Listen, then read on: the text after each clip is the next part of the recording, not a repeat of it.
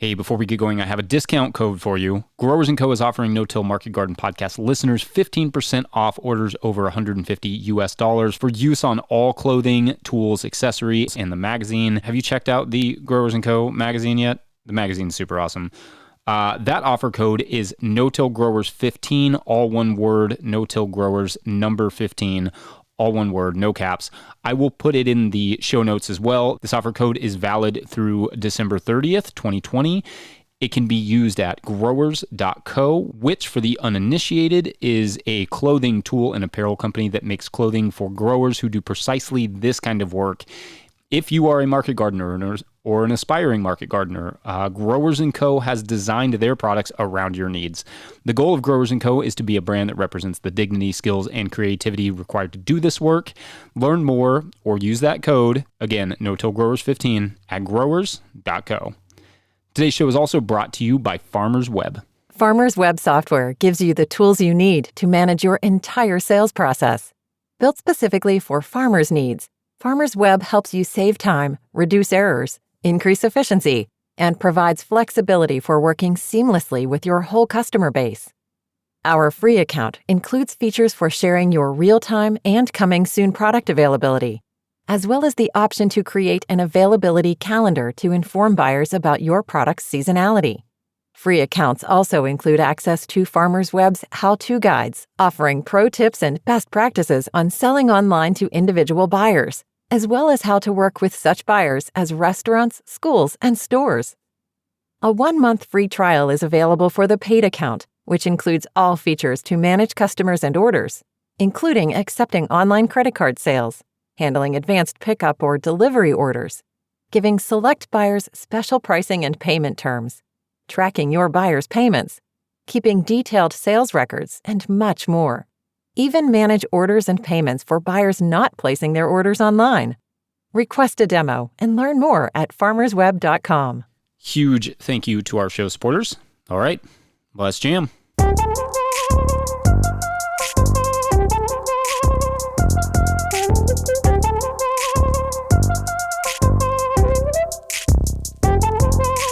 Hey, you all, Farmer Jesse here. Welcome to the No-Till Market Garden Podcast, Episode 8, Season 3. Got a great episode for you all this week, one I've been kind of wanting to do for a really long time. I got a hold of Mr. Jeff Lowenfels, who you will know, or you should know, as the author of the Teaming With series. That's Teaming With Microbes, Teaming With Fungi, Teaming With Nutrients. This series of books is like the bass drum of the no-till movement. These books were some of the first to really lay out gardening in a biological way for me, and if you don't own them, you should. But anyway, Jeff and I talk about a bunch of different stuff with a heavy emphasis on nitrogen and how that works. It's a really fun conversation. Before we get going, make sure you're subscribed to this podcast wherever you're getting it. Subscribing to the podcast before you listen to it is kind of like putting your seatbelt on, but for podcast. Anyway, know that this work is also not possible without the good people who support us over at patreon.com/no-till-growers. So consider signing up over there, kicking in a few bucks. You can always throw us a few bucks to @no-till-growers on Venmo too. That works. Anyway, enough from me, enough from Farmer Jesse. Let's get into this amazing conversation with Jeff Lowenfels of the Teaming With series.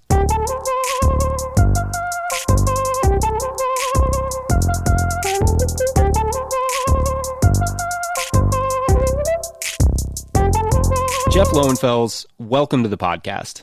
Well, thank you for having me. It's a pleasure to be here. And it's an absolute pleasure to have you. So I'd like to get a little bit of your background. Start wherever you'd like in your story, but I'd love to hear where gardening sort of entered the picture for you, and how did it turn so incredibly nerdy where you're literally writing a trilogy of books on soil microbes? Yeah, hard to believe, isn't it? Well, you know, it's one of these things. I come from New York. I'm living in Alaska now. I've been here for about 45 years, but I grew up in New York, and my father was a frustrated farmer who had to inherit a family business, and so he had to drive into New York City every day, but he came home to a gentleman farm. We had 8 acres, and we grew our food, and we had ducks and geese and a horse, all that kind of stuff. And it was a most unusual way to grow up in the particular place that we were living in. And if I wanted to be with my father very much, I had to be a gardener because that's what he did. He was out in the garden all the time, and we had probably about a 2-acre garden, and we had tremendous amounts of vegetables. Let's say we basically grew what we ate and composted like crazy. But there was one little hitch. My father had hired a guy sometime in his career who turned out to leave the job and found a company called Miracle Grow. And they were friends. And so we were big Miracle Grow users. And the other thing was that one of the coolest, biggest rototillers I have ever seen in my life.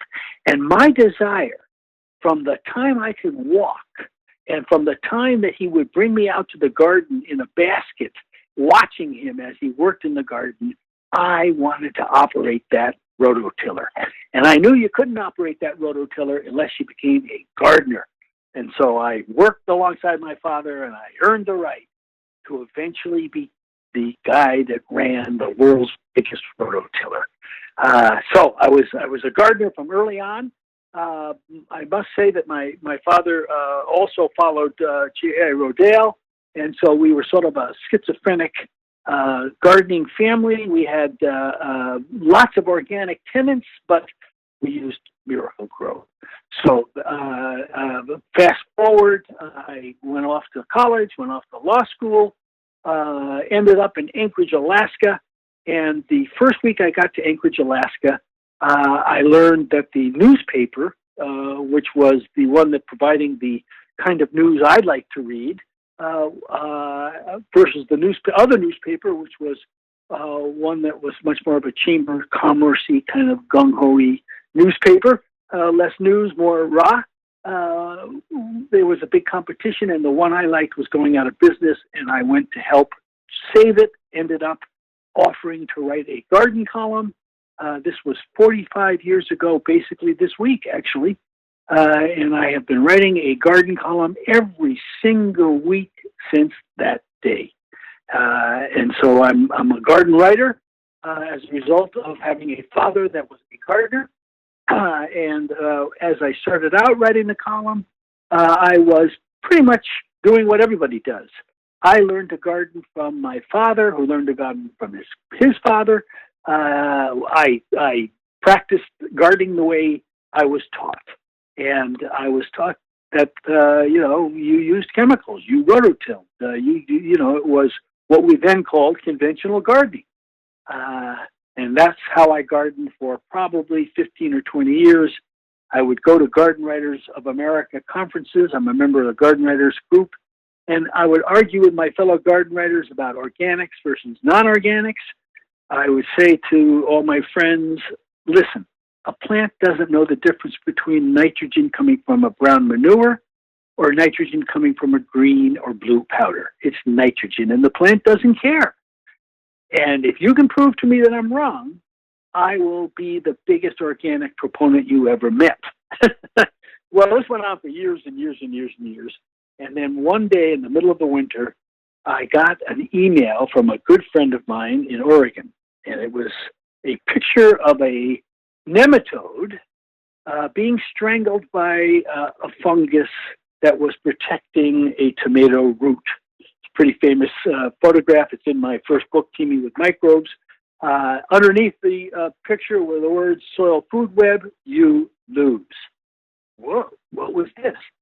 I had no idea what I was looking at. This was 1995 or 6 or something in that area. I had no idea the picture was an electron microscope picture of this nematode. I really had never seen a nematode before, frankly. And the idea that a fungus was able to strangle a nematode didn't make any sense to me. How could a fungus, basically a plant, strangle an animal? Just didn't make any sense to me. And so I started to do a bunch of research, and lo and behold, I came upon Dr. Elaine Ingham and her work. I became a very, very big proponent, studied like crazy, and I continue to do so to this very day. anything I can get my hands on with regard to soil health, soil structure, the role of soil in feeding plants. It's become a real, how do I put this? A real disease in my mind. I love soil. I bridle when anybody calls it dirt, because that's not what it is. Dirt is what's underneath your bed. It needs to be vacuumed out. The soil is living. It's wonderful. It's beautiful. It should have terrific structure. And if you learn how the soil food web operates, you can learn how to have the very best soil. And if you have the very best soil, then you end up with the very best crops and maximum yields and healthy environments. And the bottom line, and as I indicated to you before, you can hardly shut me up. The bottom line is that when you use the soil food web as your guide, when you team with the microbes in the soil food web, you end up doing much less work. I got to repeat that. It's much less work. And therefore, you have much more time to either go fishing, plant more crops, spend time with the family. It's just a much better way to live in so many different regards. So that's the introduction. I'm kind of curious about going from, that sort of nitrogen from a bag versus nitrogen from the soil, from a natural source. What was that like? Did you see, obviously you're a believer now. What was that transition like? You noticed that you were able to fish more and those sorts of things. Were there other big differences? Oh, yeah. I'm being facetious. Yeah, definitely. I'm being facetious about the fishing and stuff, obviously. But, by the way, if you do go fishing, you should certainly use all the waste products of that fish in your garden and in your farm, that's for sure. But anyway, I digress. I was always interested in the role of nitrogen. Everybody who farms should be interested in the role of nitrogen, because nitrogen is obviously the limiting factor, the key element, which you've got to have the right amount of. And so, when I first started gardening on my own here in Anchorage, Alaska, the nitrogen came from Miracle-Gro, and I didn't give it a second thought. It was being provided. I never really thought very much about it. One day I was at one of these garden writer conferences, and I happened to be sitting on the bus next to a guy named Judd Ringer. His name may not be familiar with very many people, but he had a company back in the day, and he sold a fertilizer, Ringer Fertilizer. And it was a natural fertilizer. And I couldn't understand how this natural fertilizer could work. Alfalfa meal, soybean meal, soybean stuff and seaweeds. And how did that work? Whereas I knew that when you put a chemical, a Miracle-Gro or a Peters or an 832-16 or whatever the numbers are on your pack, and you put that stuff down, it's chemical. It worked chemistry, So I couldn't really quite figure it out, but I'd had enough of an introduction to the idea that these things must provide nitrogen, these natural stuff. And then, of course, things like Whitney Farms came along, and they were selling compost. And how could compost be a fertilizer? It's not a chemical. And so I became curious about this stuff and became embattled in a fight here in Anchorage, actually, between myself and the garden columnist for the other newspaper, whose brother or uncle or something had a relationship with something called MagAmp, 832-16. Those were the numbers, 832-16. Holy crow, 32. That's a very, very high middle number. And that's a lot of phosphorus. Today, when you buy fertilizers, lawn foods, for things for homes, most of them don't have a middle number. You're not allowed to sell phosphorus as a lawn food anymore. So the trilogy is, always has a zero for that middle number. But there must be nitrogen. So we had a fight about that particular item. And what I came to the conclusion was the 32 was way too high. The only thing that really mattered was the nitrogen. and I became a big proponent of higher nitrogen, much lower everything else. Wasn't organic by any means. And all of my experiments indicated that it worked. If you just, nitrogen was the key. And then, of course, you start reading and, you learn that nitrogen is the key. It's the limiting factor. And if you don't have enough nitrogen, it doesn't matter how much you have of everything else. You're just simply not going to be able to grow your plants properly. Well, as I started to, investigate the soil food web and how the soil food web worked, and let's just make sure everybody understands when I say soil food web, I'm talking about all those millions of different food chains. Little guy eats the bigger guy, gets eaten by the bigger guy. All of those food chains in the soil connect to each other because things can eat more than what's on their own chain. They can connect to a different chain. What are they doing in there? How are they attracted to the plant? How do they get to the plant? And everything always came down to carbon and nitrogen. Okay, so obviously these two things are very, very important. And as I began to make the conversion into a soil food web based system, nitrogen and how it operated and what it did became be all and be all. The carbon part was easy. The carbon starts from photosynthetic exudates that drip out of the roots of the plant. So that's the carbon, or at least that's some of the carbon that's in the soil. And along come bacteria and fungi, and they need that carbon because they can't produce their own, and so they eat it. And so we've got basically right now we've got a carbon-based system. That carbon is being put into the soil. The bacteria and the fungi are eating that carbon. And then along come the things that eat the bacteria and the fungi. They also eat the bacteria and fungi for carbon, but they also need nitrogen.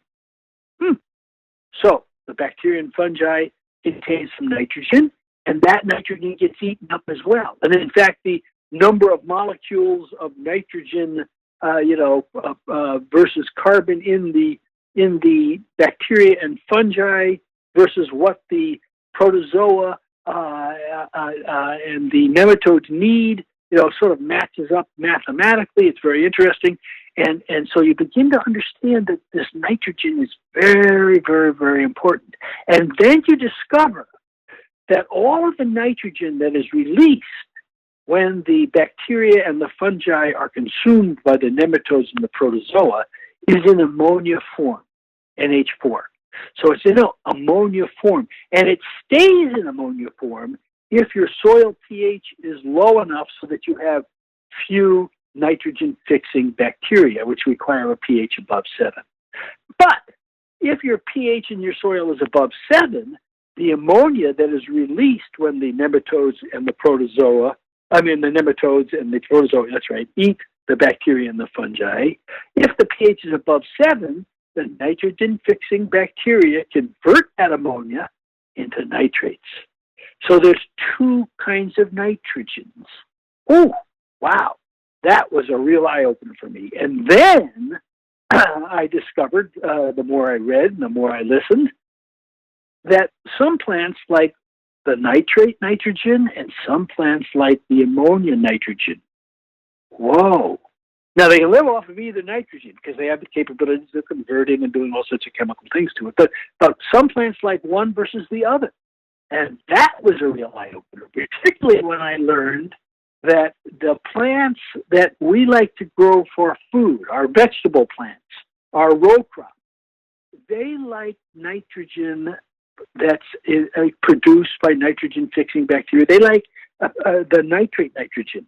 They like to live in pH above 7 or above. So there's many more nitrogen-fixing bacteria around in those kinds of environments, and it's good because that's what row crops require.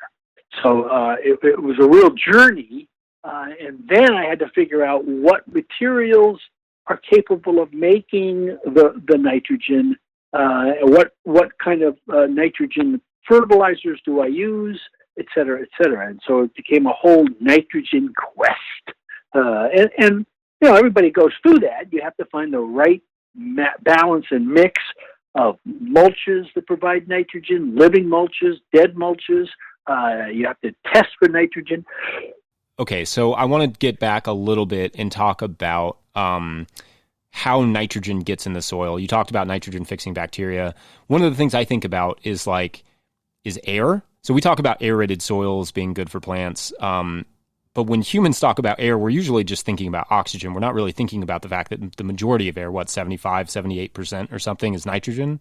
So when we're aerating the soils, we're putting a bunch of nitrogen around the roots, right? Well, yeah. And how can you kind of describe how those nitrogen fixing bacteria use that nitrogen, and then also why nitrogen is so hard to get out of the atmosphere? So the question basically is, you've got nitrogen in the air. How do you get it out? Well, the way you get it out is there are two basic ways to get nitrogen out of the air. The way that we have been relying on for the past 100 years by making chemical fertilizers is by using a chemical process developed by the Germans, which fixes the nitrogen in the same way that nitrogen bacteria is so in nature. And since I'm an organic guy, and many of your listeners are organic, that's the way I choose to go. I want to have nitrogen taken from the air by bacteria and have that nitrogen be converted into a usable form for my plants. Now, I also add nitrogen food. So let's sort of separate the two. Nitrogen fixation occurs in two different ways. It can occur free-living bacteria. In other words, they're out there in the soil. They're fixing nitrogen for themselves. When they are consumed, that nitrogen becomes available to either the organism that's consuming it or to a plant which is in the vicinity. That nitrogen is obviously usable nitrogen because it's been fixed into a form, nitrates, that could be utilized by these plants that require it. The nitrogen in the air that's just in your soil pores is useless. That's not being used by the plants.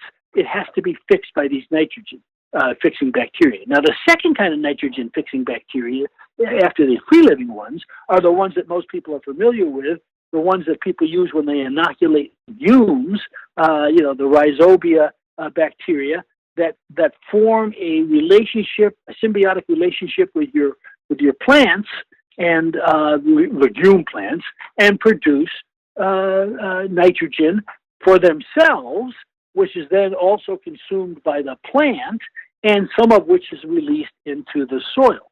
So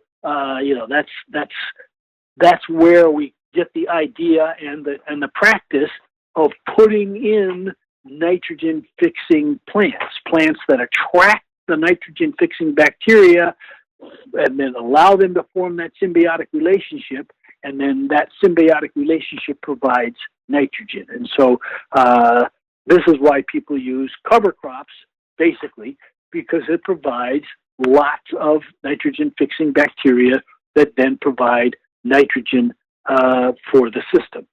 When the plant dies, incidentally, the nitrogen goes into the system as well. So, and one of the things I always like to stress is when you farm, you're violating one of the basic laws of nature, and that's the law of return. The law of return basically says what falls down from a plant is meant to fall down and stay there because that is what's feeding the plant and keeping it alive. No one fertilizes the redwoods.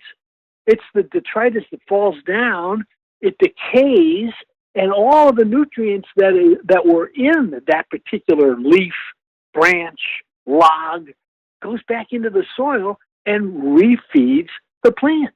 Spectacular system. And so,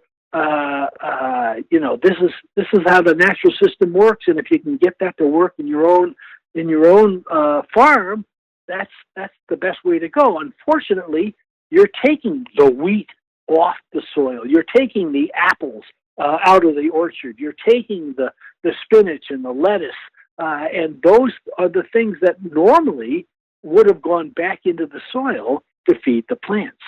So, we violate that law, and one of the ways you can pay the piper is by putting in these cover crops, which do just that. They don't violate the law of return, and they help you ameliorate the situation that you create by the mere fact that you're a farmer and want to make a living. What do you look for in organic nitrogen sources? So there's a lot of different stuff on the market, and when we're talking about, like you mentioned earlier, like alfalfa meal and soybean meal and all these, like what are some of the things you look for, and what are some of the things that those, like each one brings kind of a different element to the picture? Like what are I guess just what do you look for in those? Well, obviously the first thing I look for is price, and so what I want to end up with is the right. Let's just use nitrogen as our example.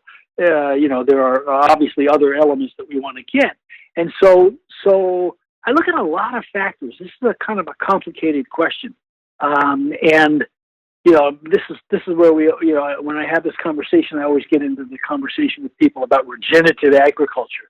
To me, regenerative agriculture is just following the soil food web practices. And I sort of bridle a little bit sometimes when I hear the word regenerative, because I think soil food web makes a lot more sense. But so the first thing I look for is price. If I know the material is going to contain nitrogen and release it at some point in time, I want to find price. But I also want to find something that is sustainable. Again, a terrible word. Regenerative, really maybe a better word. But I want to use the stuff that is not only the cheapest, but also the most ecologically efficient. So, for example, as a farmer, if I've got horses and cows, I want to use my manure. That's where I can get my nitrogen. I've got all this great stuff. I want to use it. Why would I go out and buy if I've got enough that I can make myself? If I'm a home gardener or a small farmer, compost. Oh my gosh, if I can make my own compost, I can provide my own nitrogen.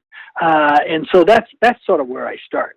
It goes without saying that in the meantime, you use cover crops, whether your fields are fallow, whether you're growing stuff in between rows, et cetera, et cetera. But then I start looking at other stuff. I mean, I live in Alaska. Crab meal is a great source of, so I've got friends that fish, and so I can get their stuff. If you live in an area where there's lots of chicken farms, then you can get feather meal and that kind of stuff. Alfalfa meal. All these things are available. Even molasses and things. So all of these things are available. They're cheap. In some instances, in the instances that you want, they're free. They're efficient. They're waste products, which would be perhaps go to waste, literally, and you're able to make these things and use these things to produce your own stuff. That's how I go. The last thing in the world I want to do is buy something. The last thing. Now, how do I pick something if I do need to buy something? Lately, I've been using something. Now, this is going to be sort of weird. I've been using something known as a microbiometer test. Have you ever heard of this? The microbiometer? No, I haven't heard of this. This is a fascinating new tool, and you actually really at some point in time might want to get the inventor on the show. It's only been around for a couple of years, and it's what I use literally to see whether products team with microbes. To me, anybody who's had my book, Teaming with Microbes, if your soil is teeming with microbes, you've got the right environment to grow your plants, and you really don't need to add very much. What you need to do is just maintain your team of microbes. And what this instrument does, it's not really an instrument, it's a soil test. It tests the microbiology in your soil by coming up with a sort of a density number. And you come up with a number, and it tells you it tells you basically what your microbiology density is in your soil, and that correlates directly with the amount of nitrogen that is available in your soil. It's called a microbiometer. I won't spend too much time now, but you can look at it up. It's at www.microbiometer.com. It's a little 20-minute test. It costs about $7, $5 to $7 to do the test. You use your cell phone to read the test. It gives you a number, and if the number is above 3, 4, or 500, it tells you that you've got a high enough microbial mass that you don't need to add any nitrogen fertilizers. So what I do is I test my soil as a baseline, and then I put a product down, and I come back 3, 4, 5 weeks later and test the soil again to see whether my microbial mass has gone up. If it's gone up, it's great product. If it hasn't moved, then it's not a product I'm going to buy. Simple, really an easy test, a brand new way to go. And I'm convinced that this test, incidentally, since it measures microbial biomass, which again correlates almost directly with nitrogen content. If you have a high microbial mass, you have a high nitrogen content. For the reasons we've already talked about, the bodies of these microbes contain nitrogen, and they hold that nitrogen in. It doesn't get washed away. So if you have a high enough microbial mass, you're in great shape. This tool, I think, is as important as a pH test. And I think we're going to find in the next 10 years, every farmer will be using it. Fabulous. I don't know if I answered your question. Yeah, interesting. But there you go. No, it's good. I mean, I think that's an interesting way of testing whether or not the nitrogen source that you came up with is actually effective, or whatever you've applied, compost, etc. I'm looking at this test now, and it's 100. Some of these are quite a lot, $600. Oh no, not these tests. No, that's the thing. The microbiometer replaces those $600 tests. The normal test you use, you have to send your soil in. It costs about $500, and it takes about 2 weeks. Well, what good is that? You want to do the test in the field and get your instant results. The kit itself costs about $100, $150, and you get about 10 or 15 or 20 tests out of each kit. So it only costs $5 to $10 to do the test. It takes 20 minutes. You do it in the field, no mailing, nothing. So take a look at that again. and it's not. Okay, now you're right. I was looking at the classroom kit. Yeah, it's $130 for the test starter kit, right. And $100 for 10 refills. Yeah, that's interesting. Have you been able to? Well, I guess. Without knowing much about the microbiometer, I guess I should move on from that subject. But no! But I should tell you, I've tested all sorts of stuff, and it is amazing. And not only have I tested all sorts of stuff, but again, and this is why you really need to have her on. I've tested the soil right around my plants at different times of the year and at different growth stages to see what happens. And so for example, when your plants are about to flower, they produce less exudate. So the biomass drops a little bit. You can track these things. It's a fascinating tool. It's really good.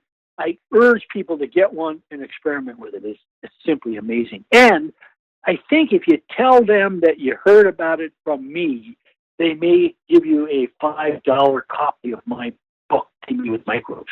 I'm not quite sure they're still doing that, but there you go. It's worth asking. Yes, it is. It definitely is. And it gives me cachet that they know that, gee, people must be listening to Sky Lowenfels, as crazy as they are, but they are. Okay, anyway, so there you go. And the one question, of course, you didn't ask that I think we should cover is, why is nitrogen so important? Yes. Why do you need the nitrogen? And that's answered by my second book, Teaming with Nutrients, because it turns out that nitrogen is the molecular base or the elemental base of so many of the different things that comprise a plant. All of the membranes, all of the enzymes that are in a plant. Each individual plant cell has 10,000 different kinds of enzymes and maybe 1,000 of each individual one of those different kinds. And each one of those enzyme molecules has thousands of nitrogen molecules in it. the terpenes that give flavor, the carotenoids that give color. All of these things contain nitrogen. And if you don't have enough nitrogen, then you don't get them. So you lose what you're trying to get, which is a healthy, good-looking, tasty plant. And teaming with nutrients goes into a great degree of detail on how that nitrogen is assembled and used inside the plant. Teaming with microbes is about how the food gets to the root. Teaming with nutrients is how it gets into the root and what happens once it gets in there. And the reason why both of these are important, and teaming with fungi, just as an aside, my third book, is just an extension of how food gets to the plant and gets into the plant, sort of a combination of the two, because it really deals with mycorrhizal fungi, which are the uber ultra important thing next to nitrogen that you need to have in your soil. So the whole thing fits together, but you need to know this stuff so that you can have an appreciation of what is going on in your plant at any given time internally, so that you know what to do for it. What temperatures are best is determined on how these enzymes work and when they're working, for example. So the whole trilogy fits together, and I urge people to get them all. I don't make any money off of these things, folks. I make about 20 cents. My publisher loves me to say this stuff, but you will make money out of it because you'll understand better what your plants are doing, and you'll be able to grow them in a better fashion. Whew. So let's talk about mycorrhizal fungi real quickly, because if you're growing crops, your plants need a mycorrhizal fungi. 90 to 96% of all plants in nature form a natural relationship with a fungus. In fact, this fungus is the fungus that 400 billion years ago enabled plants to establish themselves on Earth. And this relationship exists because the plant needs those fungi to go out and get food: nitrogen, phosphorus, copper, zinc, water, and bring it back to the plant so that the plant can use them to make the enzymes, the carotenoids, the flavonoids, the flowers, et cetera, et cetera. They give these fungi a tremendous amount of energy in the form of those carbon exudates, and they get a tremendous amount of food as a result. If you don't have those mycorrhizal fungi, then you, the farmer, the gardener, has to provide the nitrogen, the phosphorus, the zinc, the copper, and the water. And those mycorrhizal fungi also turn out to literally pump carbon into the soil in tremendous amounts, much more than humic acids or anything you can add to the soil. They pump in about 30, 35% of the carbon that's in your soil by producing a product called glomalin that causes soil to stick together, which then has an impact on soil structure, which you also have to have. So mycorrhizal fungi, folks, are key. There are about 350 different ones. We know how to produce about 15 of them in the lab. You can, fortunately, they sleep around, so to speak, and so they'll serve many different kinds of plants, but you need to find out what kind of mycorrhizal fungi your particular crops require, and then you need to provide that fungi to them, and then you need to farm in a fashion, I don't need to tell no-till people this, that doesn't kill off the soil food web, and in particular, the mycorrhizal fungi network that's developed. So, there you go. Speaking of those sort of purchased mycorrhizal, one of our Patreons, Thomas Eliason, asked about soil amendments like that. Do you what are your feelings on those microbial products? Do you feel like that is a good? I love them if they work, and that's where that microbial comes in. So I can put I can get a plant, put it in soil that I know doesn't have mycorrhizal fungi in it, and then I can test it with a microbiometer. But you can see the difference. I mean, you can put in plants that grow incredibly quickly, cilantro, mung bean. You can see the difference. you get a healthier plant. You get a plant that grows better. You get a plant that germinates faster. So you can see the difference when you use a good mycorrhizal fungi. It helps to talk to the manufacturer. It helps to find out, how many propagules they're using. It helps to find out their distribution system. It helps to develop a relationship with the manufacturer so that you can ask them questions and use them the way they should be used. Mycorrhizal fungi are fabulous. We used to think they were ubiquitous and you didn't need to add them to your soil. Well, it's not true. And particularly if you're someone like me, I live in Anchorage, Alaska. When you grow something in Alaska, you don't plant it directly in the ground. You start it as an indoor plant. If you roll those seeds and then you roll those roots before you do transplant into mycorrhizal fungi, wow, you get some incredible results. Here's the best example I can think of. When I first came to Alaska, I got invited down to a place called Homer to take a look at a pumpkin. You believe it? A pumpkin. They were very hard to grow in Alaska. They still are hard to grow in Alaska. This pumpkin was 60 pounds. The guy entered it into the fair. He won a ribbon, the blue ribbon, the Sprite State Fair that grows these gigantic cabbages, which incidentally don't have a mycorrhizal association.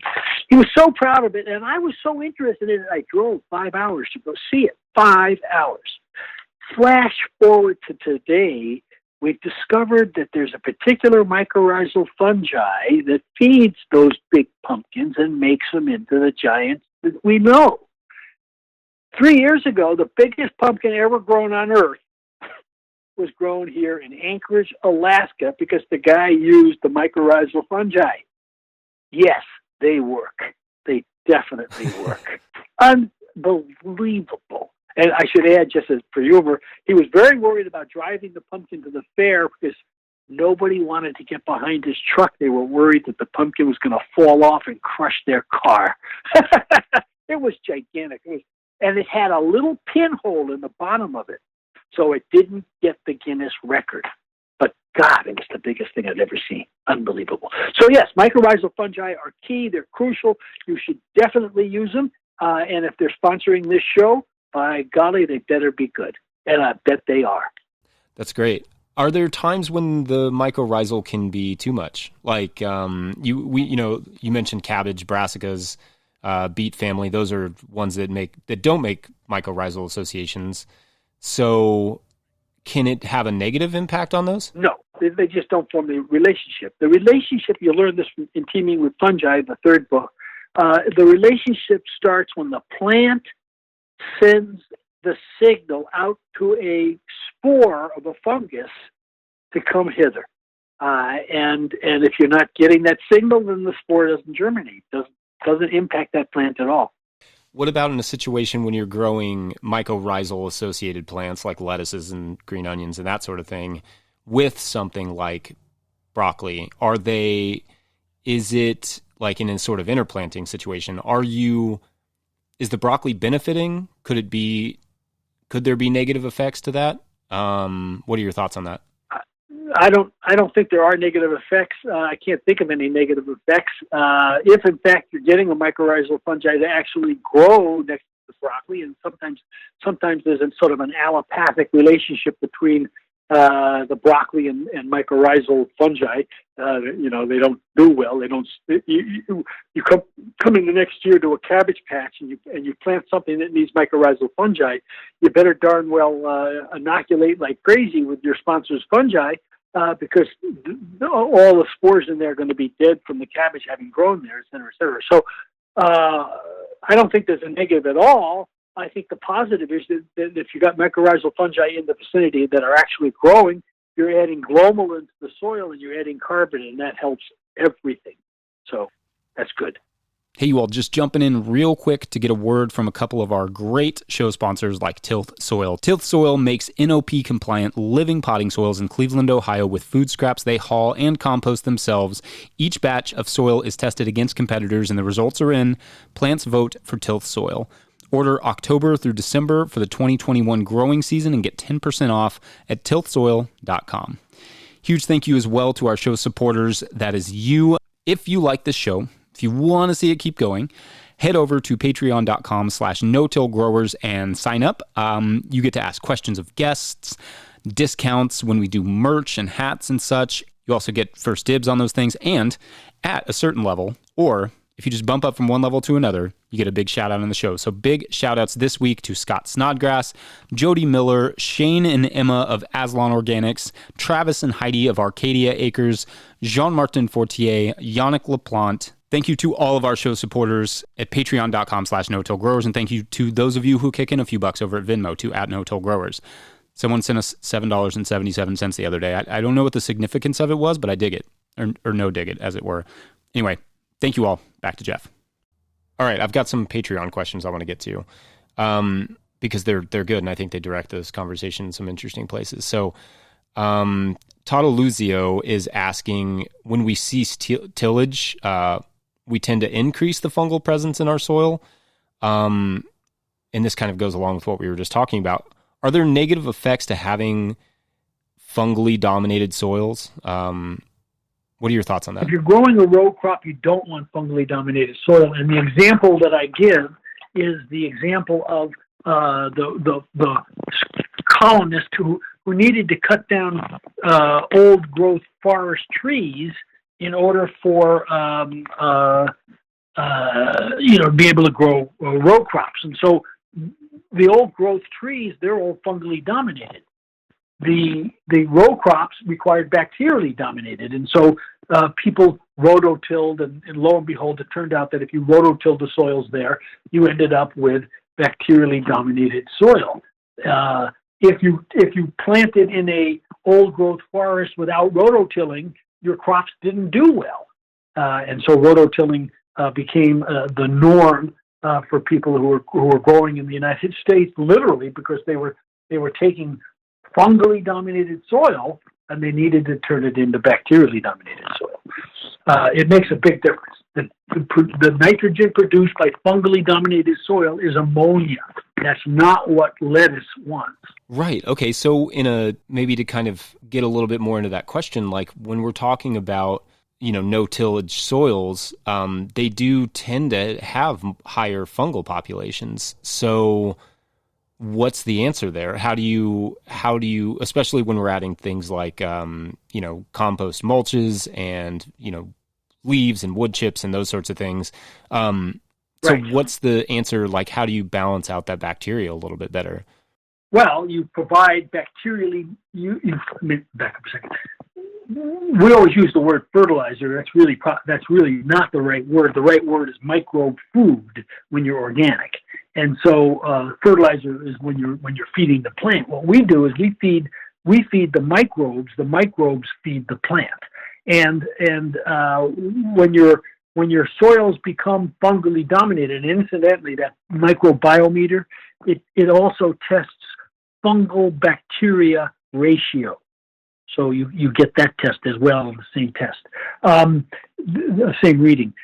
You feed the bacteria, and you make sure that you've got very healthy populations of bacteria, and you make sure that they are dominant. And you do that by giving them the proper kinds of food. So the mulches that you use should be mulches that feed bacteria over mulches that feed fungi. When I mulch my vegetable gardens here in Alaska, I use green mulches. I use either grass clippings that I've ground up, or I'll use bacterially dominated compost, or I'll use straw, which is covered with protozoa, paramecium, and really speeds up the system. I only use brown mulches, leaves from my trees, for example. I only use those on my perennials because they like the fungally dominated soil. But my row crops, my annuals, they don't. I use alfalfa meal. I use molasses meal. These are all bacterial foods. If I want to feed the fungi, I'd use a fish hydrolyzate. I'd use humic and fulvic acids. Those are the kinds of things that I would use for fungi. But the alfalfa meal, the granulated molasses. These are and green mulches. These are the things that you use when you don't till to keep the bacterial populations high, healthy, and dominant. That's so interesting because I feel like in some ways it goes against what we hear about no-till, about trying to get a slightly more fungally dominated soil. Because I feel like there are crops that do well in that situation. Well, I want to make sure I'm clear about this. You don't want to have a situation where your soil has no fungi. You want to have that fungi. You just want to have bacteria, a good, healthy, high population of bacteria, because that's basically what feeds your stuff. There are specific ratios, and again, I should always correct myself. A ratio of 1-to-1. It'd be like 1 0 to 1 at a beach, and if you go out to an old growth forest, it'd be 50,000 to 1. Now somewhere along that continuum, your particular crop does better, and you want to sort of figure that out. If you're growing something like cabbages or something like those things that grow really, really, really quick, those really, really like bacteria. If you're growing something that takes 4, 5, 6 months, they like a lot more. They like a lot more bacteria. I mean, a lot more bacteria, but they like a lot of fungal too. So that's sort of the deal. If you take a look at on the internet, you can look up Dr. Elaine Ingham, and there is a diagram of the soil food web fungal bacteria ratio. So Google fungal bacteria ratios, and then take a look at images, and you'll find the diagram. And you'll be able to sort of quasi say, I'm growing strawberries; they belong over here. Interesting. I picked strawberries, which is not an annual. They need much more fungal. I'd use a brown mulch on them, by the way. So anyway, it's out there, and it does sound counterintuitive, but you've got to remember what you've done by not rototilling is you've protected the soil structure. Isn't that really why we don't till? Because we want to make sure that we have excellent soil structure. And when you till, you end up with bad soil structure. And it doesn't matter how many bacteria, how many mycorrhizal fungi, or anything else you add to the soil. If your structure is not healthy, then they're not going to do well. So that's a better way to think about it. You've created a condominium by not tilling. You're allowing that condominium to stay there. What you fill that condominium up with has much more to do with what you put into the condominium than what's there already. I like thinking of it as condominiums. That's great. Yeah. Okay, so I'm going to move on to another question from Lally or Laylee Owen is asking about, and this kind of goes with the Dr. Elaine Ingham thing, and also John Kempf and others have said this. Do you think that plants can be fundamentally resistant to all pests and diseases, like healthy plants, and that any pest or disease is an indication of nutrient deficiency? Those are kind of two separate questions, but... Yeah, I would say, the way you put I would say the answer is no. I don't think a healthy plant is a defender from disease. I think a healthy plant in a healthy soil food web system is a defender of disease. I mean, you can get a healthy plant, and that doesn't have that you've taken care of, that you've grown chemically, et cetera, it doesn't have mycorrhizal fungi, and then all of a sudden nematodes hit it. Well, if it had the mycorrhizal fungi, the nematodes would have been repelled off, would have gone away or not been able to invade the root, So I always include the soil food web with the healthy plant concept. And then the answer is basically yes. Yeah, and I'll go one step further. If you are not violating the law of return in those situations, then your plant, you don't need to feed your plant. You sort of have a self-sustaining system. Right. If you include the soil food web as part of that definition. So So again, it really does point to the concept that you've got to make sure you've got a viable, healthy, functioning soil food web. You need to understand the intricacies of the soil food web, and once you do, your whole thinking process aligns with what the plant needs. Speaking of what the plant needs, this kind of moves us to another question. Lowley and another separate patron, Matthew Island, noted the crossover in your work with Dr. Langham's. One of the things that she said and others have said is that all the nutrients plants need are already in the soils, in every soil. We just need the right biology to unlock them. What are your thoughts on that? Do you sort of subscribe to that thinking that every soil has all the minerals we need and nutrients we need? We just have to unlock them? Yeah. I know. This question gets asked all the time, and it's sort of one of those things that I think people put words in Dr. Elaine's mouth, because I'm not sure that's what I mean, obviously, if you put a plant in a sandy, a very, very sandy soil with very, very little anything else, your plants aren't going to do well. You've got to have those 18 nutrients, and if one of those nutrients is missing, the plant's not going to supply it. I don't think. I think what she's saying is that if you've got a healthy soil food web, your plant's going to thrive, because the healthy soil food web is only healthy because the right nutrients are in the soil. And they themselves, the organisms of the soil food web, are part of that nutrient system. I mean, again, and a lot, maybe I'm sort of stepping out of line. I think a lot of people try to trick Dr. Elaine. They put words in her mouth. If the question is, you've got a healthy soil food web, your plants should be able to sustain themselves forever, then basically the answer is yes. I think that's kind of what she was saying. Does that make any sense? It does. And in fact, it makes me think about it a little bit differently, because the question is inherently flawed if it doesn't include a healthy soil structure and all of the other things that are required to sustain life. And in order to have that, you do already have to have those other elements and nutrients to some extent. So, well, not to some extent. I mean, really, the question is so silly, because if you don't have those 18 nutrients, your plants aren't going to live. Period. The definition is they've got to have those nutrients in order to be able to reproduce.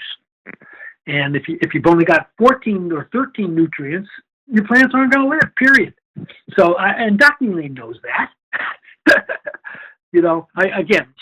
Well, I also think like one of the things that needs to be said there too is that it's not just having those in the soil, whether or not they exist there or not. It also has to be, we mentioned the soil structure, but also moisture has to be present. Like microbes need moisture.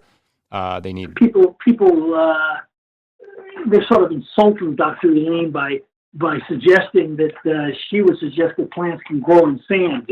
That's not what she's saying by any means, I'm sure. And again, I don't want to put words in her mouth because I'm not worthy. Let me put it that way. This woman has changed my life like no one's business, and as a result, if she's changed my life, she's changed lots of other people's lives. That's for sure. Anyway. I think the crux of that question is really, though, that whether or not we should be adding minerals and nutrients. Well, that's right. And isn't the answer to that, if your plants are doing well, you don't need to add anything. If you're trying to make a living growing plants, adding stuff is work and money. And if you don't need to, boy, that's terrific. But again, you got to remember that law of return, which we're violating. I mean, the redwoods are a perfect example. I always, who fertilizes them? Nobody. They don't. There is an example of what people are saying. Dr. Elaine is saying those trees are growing. They don't need any inputs from anybody. Period. Right. Yeah. So, I guess it's still. I want to push on this one more second. Sure.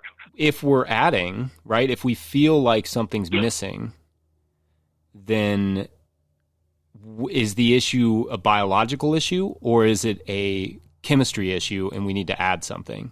Well, the way I approach it, it's a biological issue, because the biology is what creates the food that feeds the plant. Let me go back a second.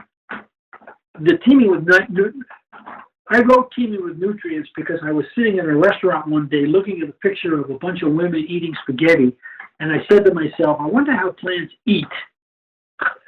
How do plants eat? That's why I wrote teeming with nutrients, because I had no idea. How do plants take their food in? Back in the day, we rototill. We rototill because people believed in what was known as the humus theory, that plants literally ate soil, that the roots ate soil. And so Jethro Tull, the guy who invented the rototiller, came up with the idea of pulverizing the soil so that the plants would have an easier time ingesting it. So it's not a question that I'm the first one to ever ask, obviously.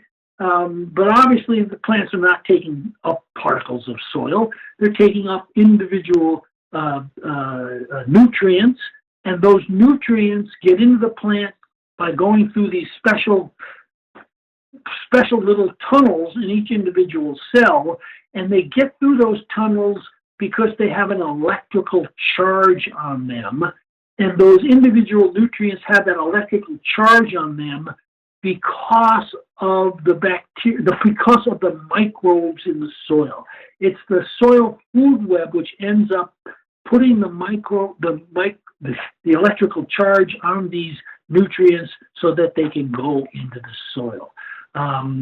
And so what I want to add I want to make sure I've got a healthy soil food web. I want to add the right kind of foods for the right kinds of microbes.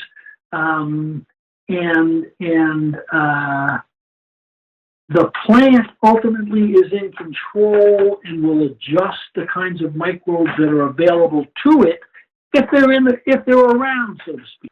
So ultimately, it's up to the plant. Can I talk about that electrical charge for a second? Yeah. But there's something called electrical conductivity soil test. Yeah, of course. Are you familiar with that? Can you Sure. speak to that in any way? Like, do you subscribe to that as well?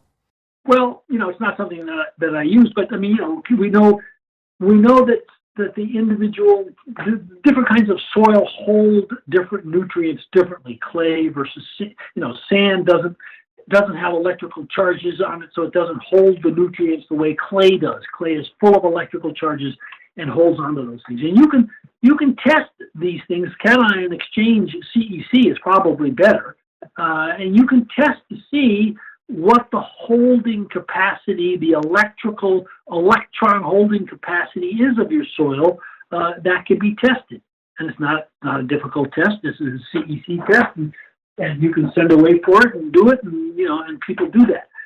But that electrical charge is what takes is what is required for the nutrients to go into the plants. When I wrote teeming with nutrients, I didn't know any of this stuff. I always thought in terms of chemistry. I didn't like chemistry. Chemistry was complicated. Chemical formulas are, methyl ethyl chicken wire to me. I can't read them. And so when I wrote the book, I said, I'm not going to have any of that kind of crap in this book. I'm going to look at it from a biological perspective, and I kept bumping up into this thing. Those charges are key. Pluses and minuses, are really key. And I think when people read the book, it's a pretty easy read. You walk away, you understand why it's necessary to know this stuff. How many people understand that you need an electrical charge for for nitrogen to go in to get into the cell inside the plant? Not many. They still think it goes in somehow. Really important to know how it goes. Yeah.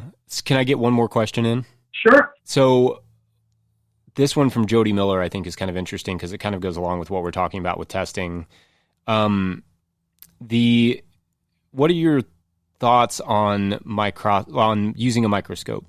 Do you think this is something that farmers should learn how to do? Do you use it in your own garden? I mean, we've talked about other ways you test your soil, but is that something you think is a good use of funds to buy a microscope and learn how to use it? Well, if you've got the time and the money to be able to do so, and you can get a pretty good microscope for $800 to $1,000, It is. I love it. It's so much fun. It's such a waste of time. During this period of COVID, oh my God, I can spend hours and hours and hours in front of the microscope looking down those tubes. But and now particularly since they have them so that you can attach them to your computers and you don't have to squint and all that kind of stuff. They're really terrific. Before I would invest in that, however, I would invest in the microbiometer. I think the fact that it gives you the biomass of your soil, which correlates to nitrogen, and it gives you the fungal bacteria ratio. Those are two things that I would start with. And if my crops came out well enough for me to be happy with those, I would stop right there. If I was extremely curious and had free time, I would definitely get a microscope and learn how to use it and have a lot of fun with it. It is fun. You can test your soils yourself by creating a grid and counting the number of fungi, et cetera, et cetera. You really need to be trained a little bit better to do that stuff. Again, that's why I think this microbiometer is sort of a neat thing. You can always send away for a soil food web test if you need to, et cetera, et cetera. So I guess in short, the answer is if you got the time and money, definitely get a microscope. My goodness gracious, because it's not just the bacteria and fungi. There are all sorts of other things in there that are really cool and fun to look at and interesting and increase your appreciation as a grower. That's great. Well, Jeff Lowenfels, thank you so much for your time. This has been a pleasure. Well, it's been my pleasure. I hope I've made a little bit of sense, and I hope I haven't offended anybody, and I hope everybody adopts the soil food web system, and we'll save the earth. That's great.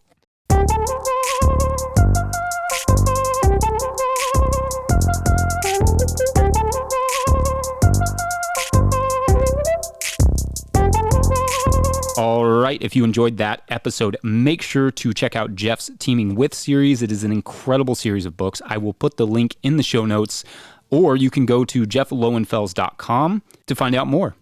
Look us up on Instagram at No-Till Growers. I do the Twitter at Farmer Jesse. Make sure to subscribe to this podcast wherever you are getting it and leave a review. This week, all reviews must complain about how far we are away from Alaska.